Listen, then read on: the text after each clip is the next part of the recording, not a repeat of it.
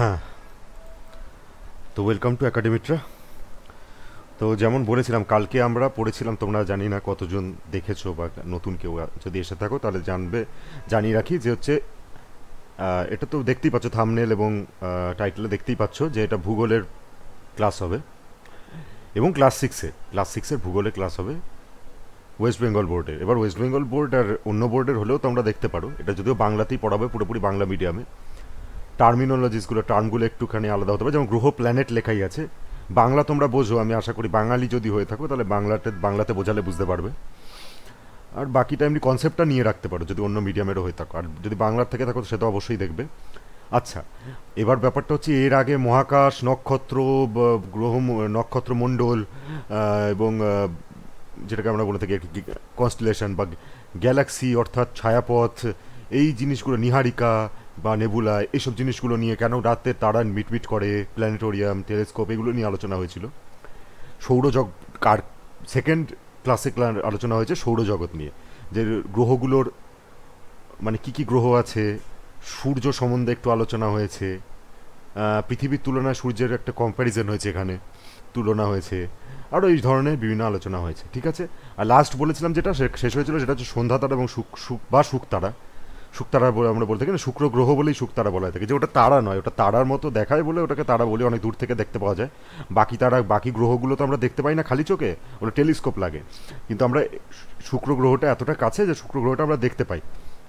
আর বছরে বিভিন্ন মানে ওটা গ্রহের তো বিভিন্ন অবস্থান হয়, যখন মঙ্গল গ্রহটা অত্যন্ত কাছে চলে আসে, মানে প্রায় কাছাকাছি চলে আসে, কারণ এটাও ঘুরছে ওটাও ঘুরছে, সবসময় ওরা একই সরলরেখায় তো নেই, যখন কাছাকাছি চলে আসে সব থেকে, সেই সময় মঙ্গল গ্রহটাও মাঝে মধ্যে একটুখানি বিন্দুর মতো দেখতে পাওয়া যায়।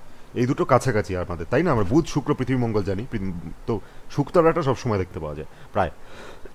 তো সেই জন্য এটার একটা ফিক্স জায়গা আছে, ধ্রুবতারা, শুকতারা, এগুলো নিয়ে আলোচনা হয়। ধ্রুবতারাটা তারাই পোলার স্টার বা নর্দার্ন স্টার যেটাকে আমরা বলে থাকি, যেটা দিয়ে দিক নির্ণয় করতো নাবিকরা। আরেকটা হচ্ছে শুকতারা, ঠিক আছে, বা শুক্র গ্রহ। এটা অবধি আলোচনা হয়েছে। এবার আমরা আজকে আলোচনা করবো হচ্ছে গ্রহ নিয়ে, প্ল্যানেট। গ্রহ বা প্ল্যানেট হচ্ছে গ্রহের নিজস্ব আলো বা উত্তাপ নেই, এটা খুব স্বাভাবিক ব্যাপার। আমরা জানি যে হচ্ছে আমরা যে আলোটা পাই, আমরা আমরা গ্রহ গ্রহ নিয়ে আমাদের কোনো কনফিউশন থাকা উচিত না, বরং চাঁদ নিয়ে, উপগ্রহ নিয়ে লোকের একটা কনফিউশন থাকতে পারে। বাচ্চারা হয়তো দেখে ভাবতে পারে যে হচ্ছে চাঁদ থেকে আলো আসে, বা বাচ্চারা কেন, বড়দের মধ্যে অনেকের ওই ধারণা থাকতো, আগে অন্তত ছিল, এখন নেই হয়তো।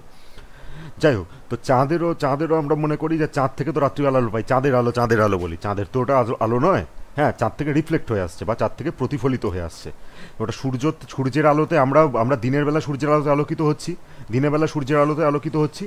রাতের বেলায় কি হচ্ছে না, হচ্ছে আমরা আমরা ঠিক সেই গোলার্ধে বা সেই দিকে অবস্থান করছি, উল্টো দিকে, যেদিকে সূর্যের অপোজিটে বা পৃথিবীর যে দিকটা সূর্যের দিকে রয়েছে সেদিকটা সেই অর্ধেক দিকটা আলো বা দিনের বেলা। বাকি অর্ধেক দিকটা যেটা পিছন দিকে রয়েছে, যেটাও অ্যাকচুয়ালি সূর্যের থেকে পিছন দিকে মুখ করে রয়েছে, সেদিকটা রাত। ঘুরতে ঘুরতে উল্টো দিকে চলে আসবে, সকাল হবে, তখন দিনের বেলা সূর্যের দিকে ঘুরবে, আবার ঘুরতে ঘুরতে ঘুরতে ঘুরতে আবার পিছন দিকে চলে যাবে, তাই না? তো সেই জায়গাতে রয়েছি। তো তখন আমাদের কি হয় যে ডাইরেক্ট আলো তো সূর্যের আলো তো আমরা পাচ্ছি না, তাই না, অন্ধকার চারদিকে। কিন্তু চাঁদের ওপরে যে সূর্যের আলো পড়ে, সেই আলোটার রিফ্লেক্ট হয়ে আমাদের পৃথিবীতে আসে, আমাদের চোখে আসে, আমরা তখন চাঁদকে আলোকিত দেখতে পাই। যে কোনো জিনিসের ওপর আলো পড়লে আমার কি হয়, জিনিসটা থেকে তো আলো এমিট সবসময় করছে না, যদি না সেটার কোনো ল্যাম্প বা কিছু হয়।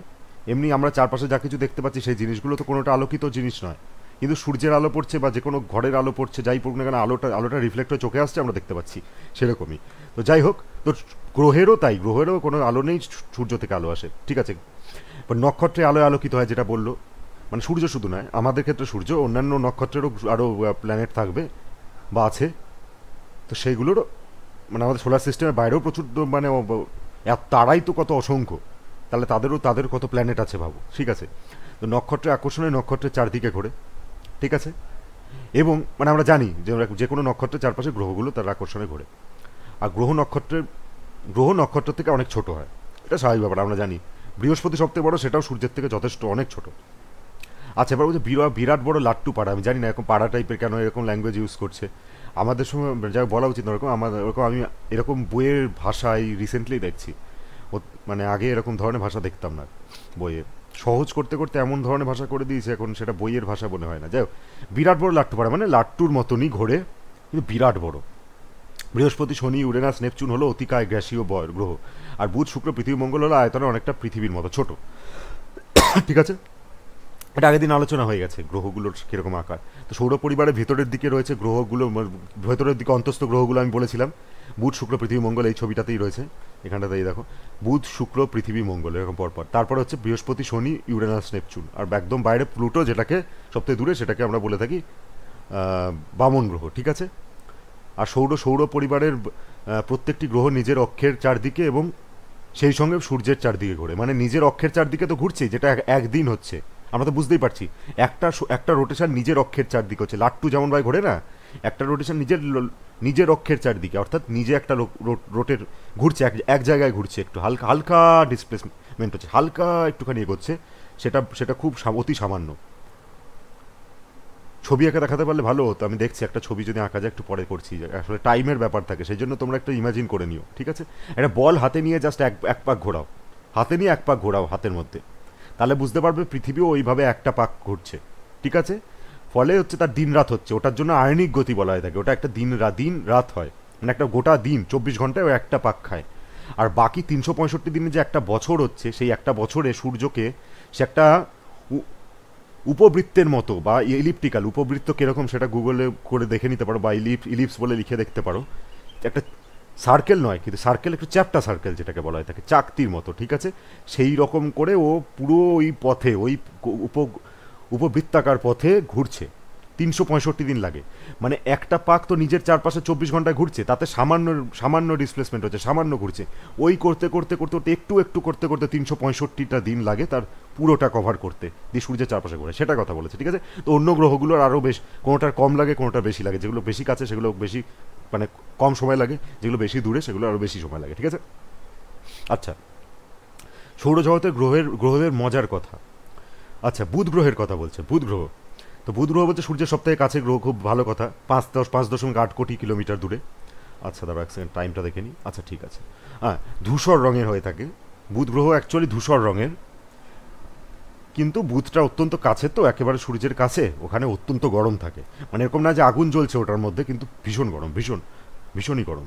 আচ্ছা, যে দিকটা সূর্যের দিকে থাকে সেখানে উষ্ণতা 430 ডিগ্রি সেলসিয়াস, এখনই বললাম যেটা অস্বাভাবিক গরম, যেখানে অ্যাকচুয়ালি মানুষের থাকা তো সম্ভবই নয়, এমনকি যদি কিছু স্যুটফুটও পড়ে যাও সেটা খুব মানে সেরকম খুব ইনসুলেটেড কিছু থাকলেও আমার মনে হয় যে ওখানে বেঁচে থাকাটা প্রায় অসম্ভবের মতনই, খুবই কঠিন ব্যাপার আর কি। আচ্ছা, আবর্তন বলছে 58 দিন 17 ঘন্টা, 58 দিন 17 ঘন্টা, আমি বললাম না আমাদের সরি সরি এক সেকেন্ড, সরি তো যেটা বলছিলাম, তো আবর্তন হচ্ছে 58 দিন 17 ঘন্টা, 58 দিন 17 ঘন্টা ধরে একটা আবর্তন হয়। ঠিক আছে, আর পরিক্রমণ, সূর্যের চারদিকে পরিক্রমণ করতে 88 দিন লাগে, আমাদের লাগে 365 দিন, কিন্তু ওর সময় লাগে 88 দিন, কারণ ও কাছে আছে। ঠিক আছে, যেটা বললাম, বুধ গ্রহ সাইজে ছোট হলেও ওর 88 দিন লাগে। ঠিক আছে, সরি, সাইজে ছোট হলেও কম সময় লাগে আর কি, হ্যাঁ সেটাই বললাম। শুক্র গ্রহ, ভেনাস, এইটা হচ্ছে পৃথিবীর সব থেকে কাছের গ্রহ, যেটা যে জন্য দেখতে পাওয়া যায়, পৃথিবীর প্রায় সমান মাপের, বললাম না, শুক্র আর মঙ্গল এগুলো কাছাকাছি সাইজ এক পৃথিবীর।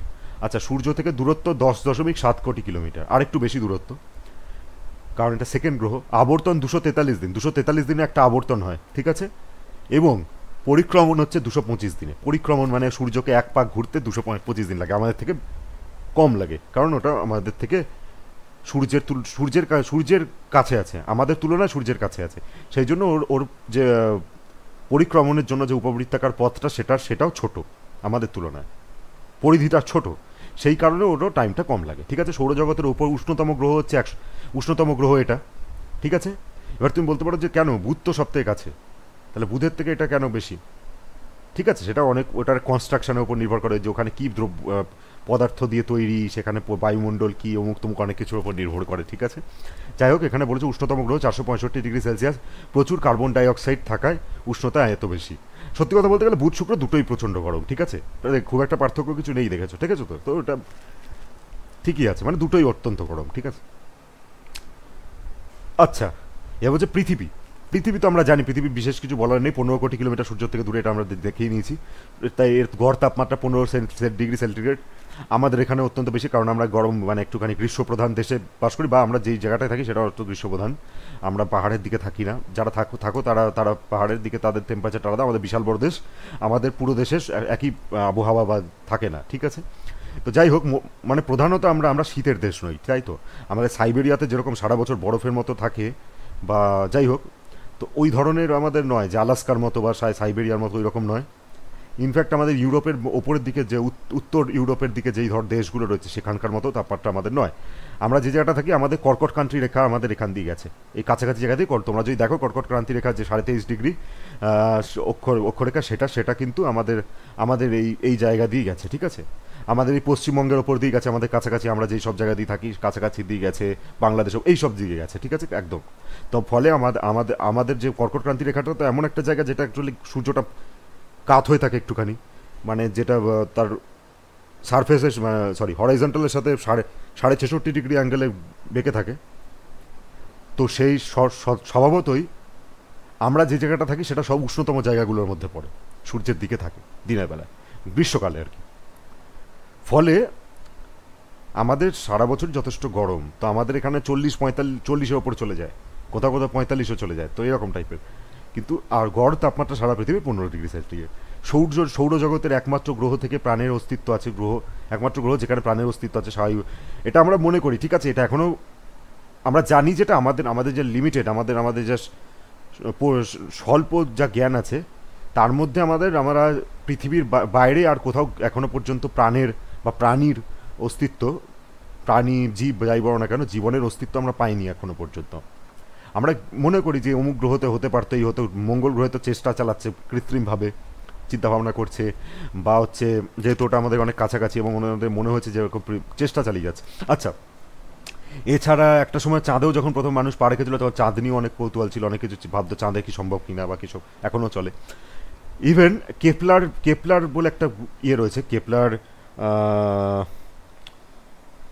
20b না 2b, আমি তো এক্স্যাক্টলি মনে পড়ছে না, আমি ওটা দেখে বলে দিচ্ছি। যে পৃথিবী 2.0 বলে, ঠিক আছে। কেপলার 20b এরকম একটা কিছু নামটা আমি কেন জানি না, ভুলে গেলাম হট করে, পড়াতে গিয়ে মনে থাকে না আসলে। কিন্তু কেপলার সামথিং বি, ঠিক আছে, একটা প্ল্যানেট আছে, সেটা পৃথিবীর থেকে সাইজে প্রায় দ্বিগুণ বলা হয়, ঠিক আছে। কিন্তু ওটা ওটা ওটা হচ্ছে মানে পৃথিবীর মতনই, দেখতেও পৃথিবীর মতো, এবং ওখানকার মানে স্থলভাগ জলভাগ সব কিছু পরিকাঠামো মনে করা হয় যে ওটা পৃথিবীর মতো, যদি ওটা অনেক দূরে, এরকম না যে একেবারে পুরো পরিষ্কার একদম একদম সব কিছু দেখতে পাচ্ছে গ্রহের মধ্যে, সেরকম না। তো যাই হোক, তো এরকম থাকলেও থাকতে পারে সেখানে, আমরা তো এখান থেকে প্রাণী দেখতে পাবো না ওখানে। তো যাই হোক, ওখানে তাহলে অবতরণ করতে হবে, ওখানে পৌঁছতে হবে, অনেক ব্যাপার আছে, যেমন মঙ্গল গ্রহে এখন রোভার গেছে সেরকম। যাই হোক, তো আমাদের আবর্তন কাল হচ্ছে 23 ঘন্টা 56 মিনিট 4 সেকেন্ড। এর থেকে আমরা কিন্তু একটা জিনিস বুঝতে পারলাম, যে বুধ শুক্র এগুলোর পরিক্রমণকাল আমাদের থেকে অনেক কম হলেও আবর্তনকাল কিন্তু ওদের অনেক বেশি। অর্থাৎ আমাদের পৃথিবীটা কিন্তু অনেক বন করে ঘুরছে, বলে না বন করে, দুরন্ত ঘূর্ণি এলে বন করে পৃথিবীটা ঘুরছে, বন করে ঘুরছে। আমাদের পৃথিবী কিন্তু যথেষ্ট, আমরা বুঝতে পারি না। হ্যাঁ, আস্তে 24 ঘন্টায় একটা ইয়ে করা বুঝতে পারবো না, আর আমরা ওপরে রয়েছি, আমরা ওর ওপরেই দাঁড়িয়ে আছি।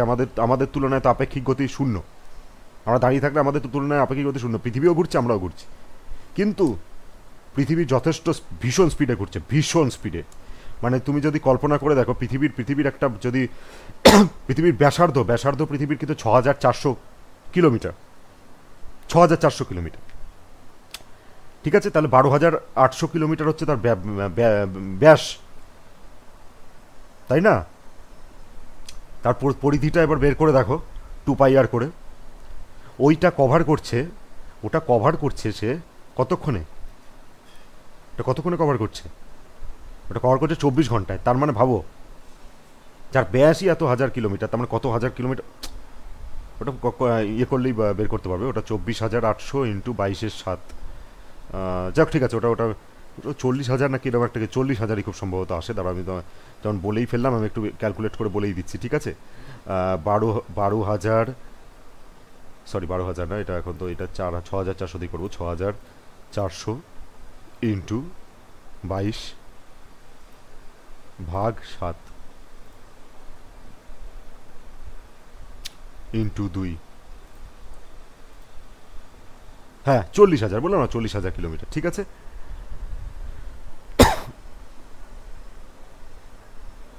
40,000 কিলোমিটার কভার করছে হচ্ছে 24 ঘন্টার মধ্যে।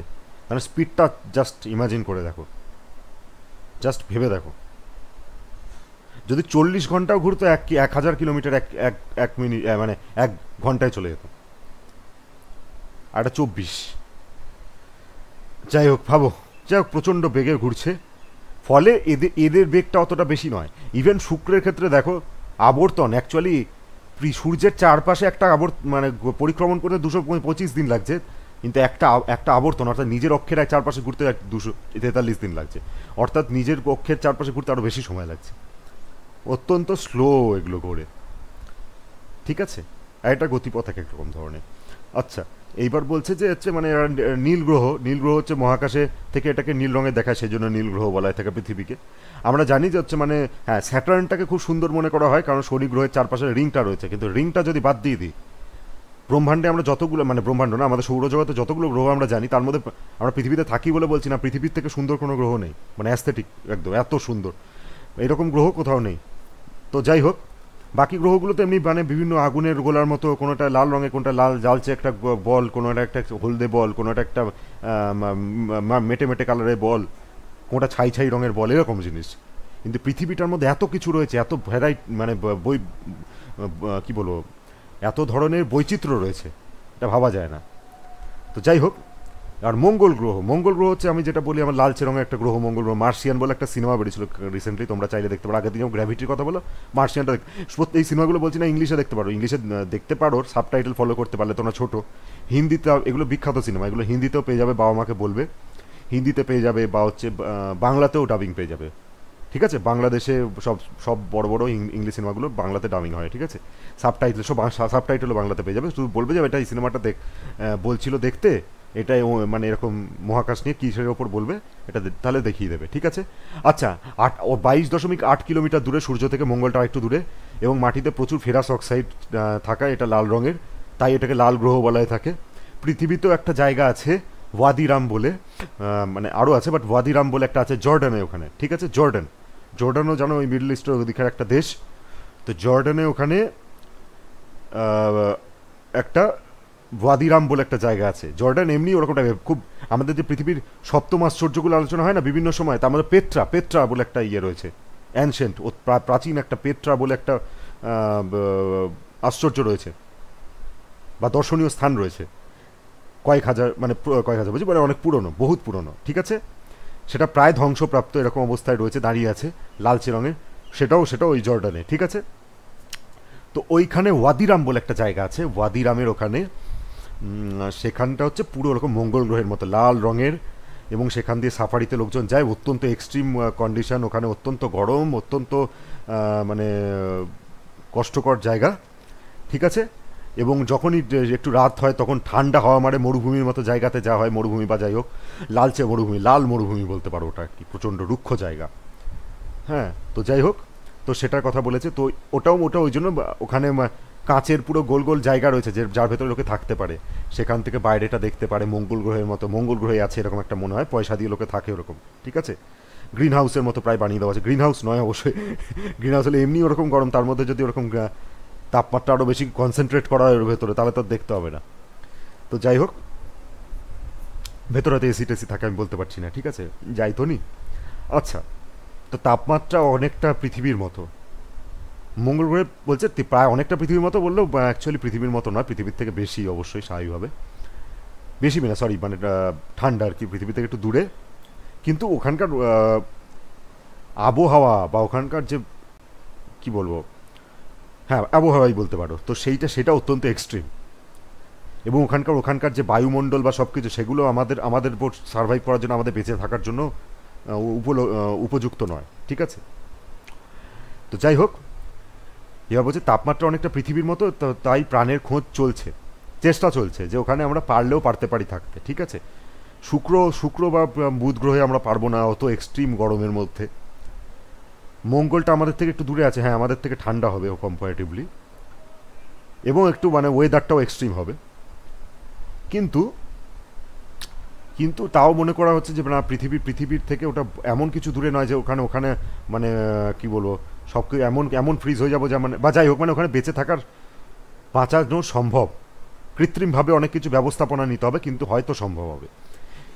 কিন্তু এত কোটি কোটি মানুষকে তো কোনোভাবে মাইগ্রেট করা সম্ভব বলে আমার মনে হয় না, ঠিক আছে।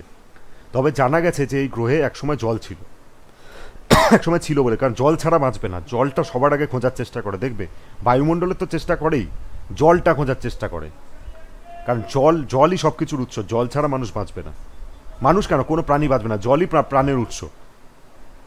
বলি না, জলের অপর নাম প্রাণ বা জীবন, জলের অপর নাম জীবন, ছোটবেলায় খুব বলতাম আমরা, লিখতাম এরকম। তো জল ছাড়া কোনো প্রাণ সম্ভব না, গাছপালাও না, মানুষও না। গাছপালাই থাকবে না তো মানুষ কোথা থেকে থাকবে, মানে কিছুই থাকবে না, কোনো প্রাণী থাকবে না, প্রাণের অস্তিত্ব সম্ভব না জল ছাড়া। জল মাস্ট। এমনকি আমরা যে এত এইরকম জায়গায় পৌঁছে গেছি, এত উন্নত, এত কিছু হয়ে গেছে, আমাদের যে সভ্যতাগুলো একদম শুরু থেকে ভেবে দেখো, আমরা বনে জঙ্গলে ঘুরে বেড়াচ্ছিলাম।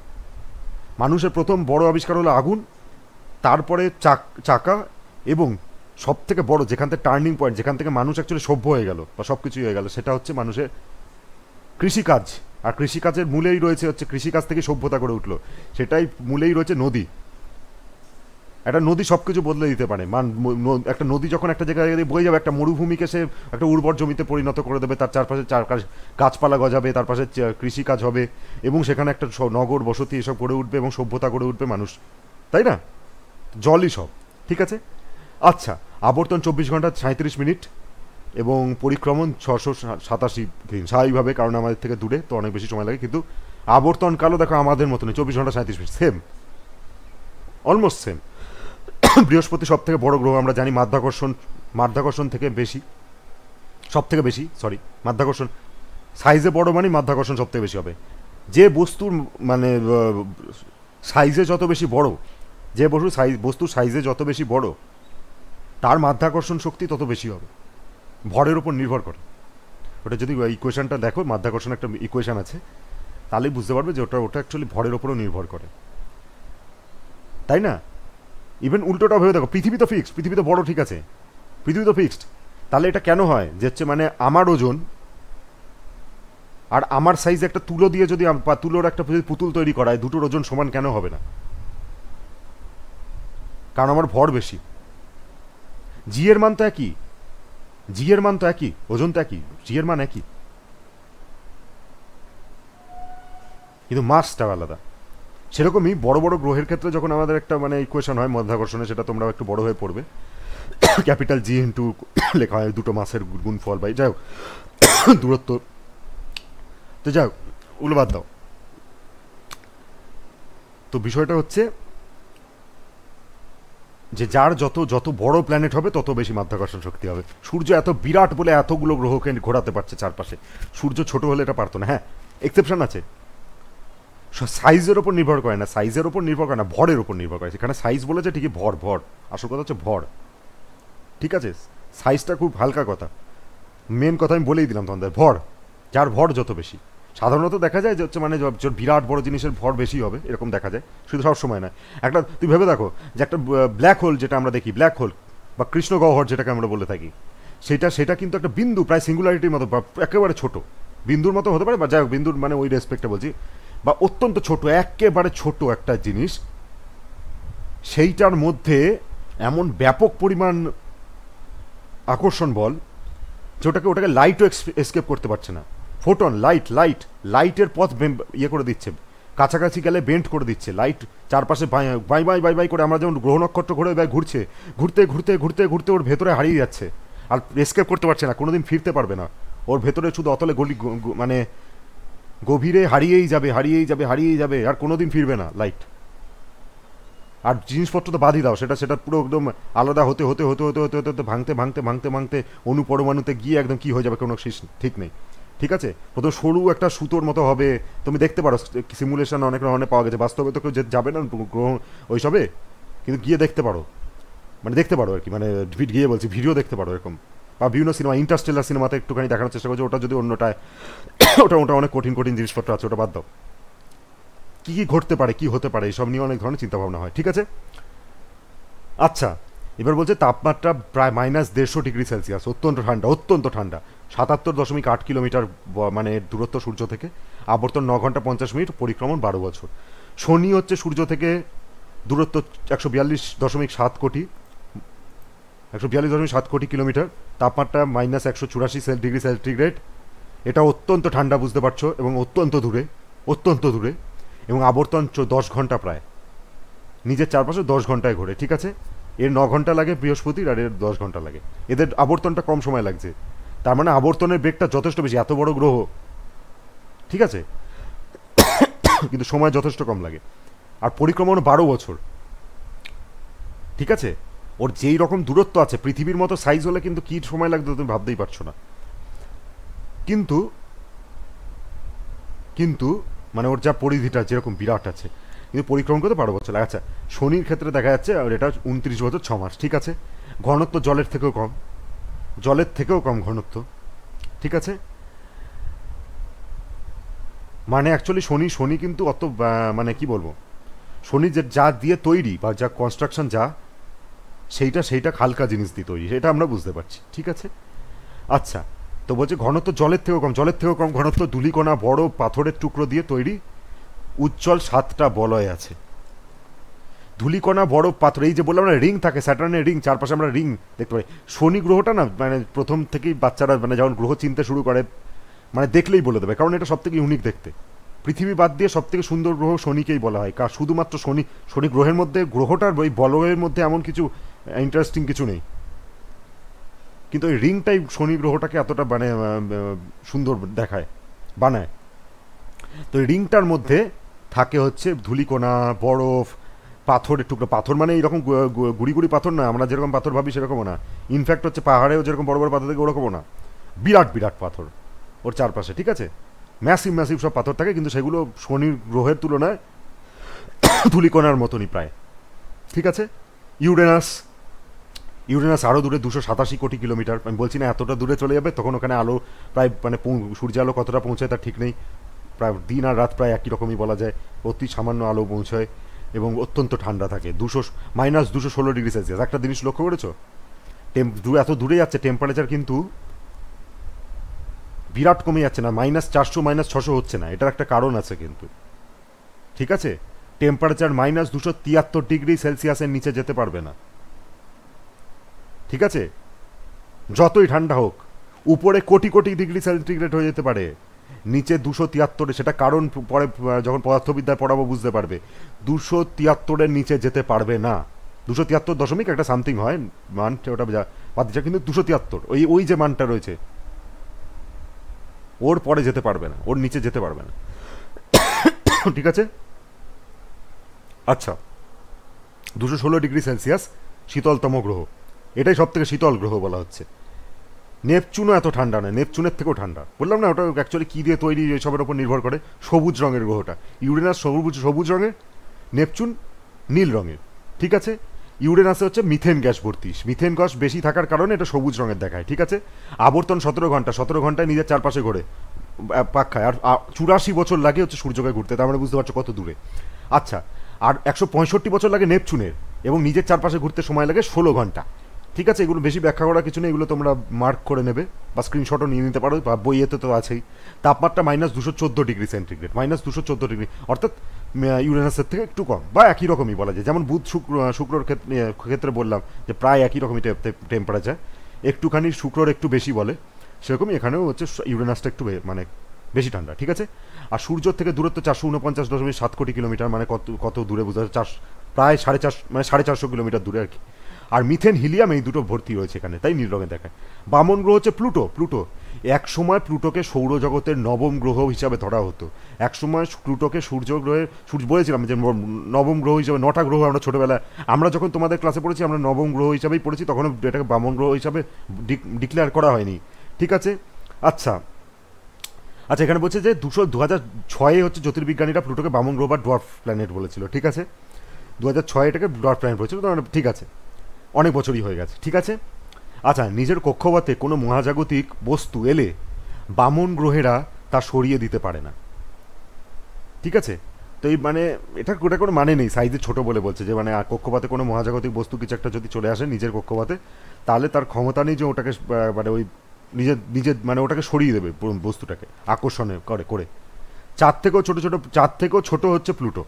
বললাম না চাঁদের থেকে, চাঁদ কেন, অন্যান্য যে গ্রহগুলো আছে সেগুলোর আমাদের চাঁদের তুলনায় বড় বড় সব উপগ্রহ আছে, সেগুলোকে তো আমরা গ্রহ বলছি না, প্লুটো আরও ছোট, তাহলে প্লুটোকে কেন বলবো, সেই জন্য আমরা বলিও না ওটাকে, ঠিক আছে। ওটাকে আমরা গ্রহ হিসাবে আর দেখুন ধরি না, বামন গ্রহ বলি। আচ্ছা, আর চাঁদের থেকেও ছোট প্লুটো এবং সূর্যকে পরিক্রমণ করতে 248 বছর লাগে, 248 বছর লাগে, ভেবে দেখো কত সময় লাগে, ঠিক আছে। প্লুটো নিয়ে আলোচনা গেল, প্লুটো নিয়ে বেশি আর কিছু বলেনি। এরপরে উপগ্রহ আছে, এবার উপগ্রহগুলো নিয়ে আলোচনা হবে, কার কটা উপগ্রহ আছে, উপগ্রহ, গ্রহাণুপুঞ্জ, ধূমকেতু, উল্কা, এগুলো নিয়ে আলোচনা হবে। তারপরে মোটামুটি মহাকাশে যেতে হলে কি কি করতে হয় এইসব কিছু আছে, মহাকাশ যাত্রা, রকেট স্পেস শাটল, কৃত্রিম উপগ্রহ, ইসরোর কথা বলা আছে, চন্দ্রযান যেটা রিসেন্টলি হয়েছে, চন্দ্রগ্রহণ সূর্যগ্রহণ ভীষণ ইম্পর্টেন্ট সাবজেক্ট, এটা আসবেই পরীক্ষাতে, কোনো না কোনো পরীক্ষাতে আসবেই। আমরা চাঁদে পাড়ি দেওয়ার কল্পনা করতে পারি না, এসব যাক, ঠিক আছে। তো এইখানে গিয়ে মোটামুটি শেষ হয়ে যাচ্ছে ইয়েটা, চ্যাপ্টারটা। তো নেক্সট ক্লাসে বা নেক্সট দিনে পুরো চ্যাপ্টারটা শেষ করে দেবো, কেমন? চারটে ক্লাসে চ্যাপ্টারটা শেষ হলো। আর টোটাল চ্যাপ্টার কটা আছে সেটাও দেখিয়ে দিচ্ছি তোমাদেরকে, টোটাল চ্যাপ্টার কটা আছে।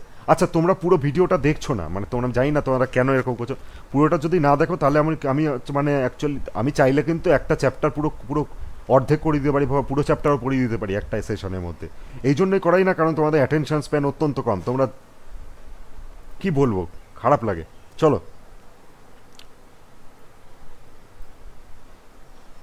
স্কুলে এইভাবে পড়াবে না এটুকু আমি লিখে দিতে পারি, আমরা স্কুলে পড়িনি।